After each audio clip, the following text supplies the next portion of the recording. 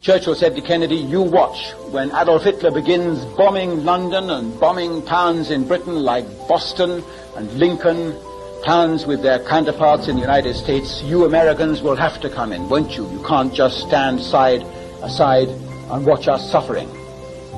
But he knew from code breaking, he knew from reading the German Air Force signals, which we had broken on May 26, 1940, that Hitler had given orders that no British town was to be bombed.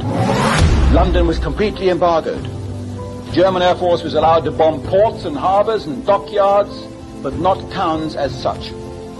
And Churchill was greatly aggrieved by this, and he wondered how much longer Hitler could avoid carrying on war like this. But Hitler, as we know, carried on until September 1940 without bombing any English towns. The embargo stayed in force. You can see it in the German archives now, and we know from the code breaking of the German signals that Churchill was reading Hitler's orders to the German Air Force not on any account to bomb these towns. So there was no way that we could drag in the Americans that way unless we could provoke Hitler to do it. Which is why on August the 25th, 1940, Churchill gave the order to the British Air Force to go and bomb Berlin. Although the chief of the Bomber Command and the Chief of Staff of the British Air Force warned him that if we bomb Berlin, Hitler may very well lift the embargo on bombing British towns.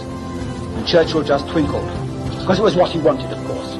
At 9:15 that morning, he telephoned personally to Bomber Command himself to order the bombing of Berlin, 100 bombers to go and bomb Berlin. They went out and bombed Berlin that night, and Hitler still didn't move.